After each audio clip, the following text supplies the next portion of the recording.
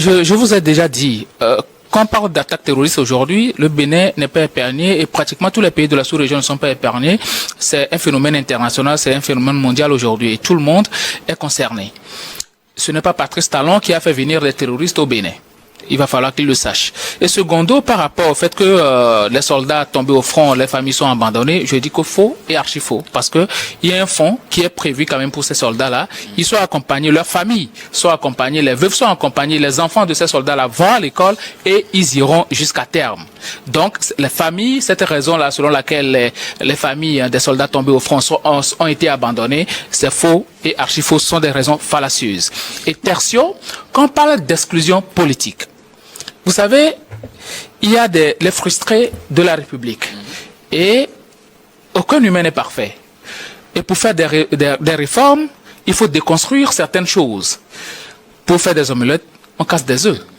Patrice Talon, quand il est venu au pouvoir, il y avait un certain nombre de choses. Vous savez, ces histoires des douaniers qui ramassaient l'argent dans le sac pour amener à la maison et tout ça. Il a fermé plusieurs réseaux. Et même des réseaux de narcotrafiquants et tout ça, il a fermé plusieurs réseaux. Les contrebandes et tout, on connaît ça démêlé avec Sébastien Adjavon, qu'il avait accompagné lors des premières présidentielles, qu'il a gagné face à Lionel Zoussou. Après, les gens se sont offusqués du fait que, bon, on lui a collé un procès et puis aujourd'hui, Sébastien Adjavon se retrouve comme un exilé.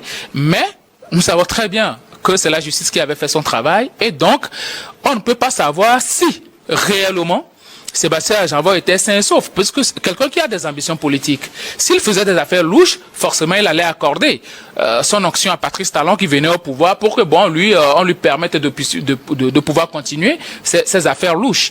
Et Patrice Talon, en fermant des vannes et tout ça, vous savez, à un moment donné, il y a certains officiers, des douaniers et tout ça qui criaient que l'argent ne circulait plus au pays. Mais c'est cet argent-là qui aujourd'hui a servi à construire le Bénin parce qu'il n'y a plus de dilapidation de fonds publics. Après, il y a eu cette frustration-là liée au fait que Rika Madougou a été condamné. On parle d'un État qui dispose quand même des renseignements. Et Rika a été accusé de financement de terrorisme et tout ça. Et quand on consulte les déclarations, on peut dire que bon, c'est un État, leurs renseignements leur ont prouvé un certain nombre de choses.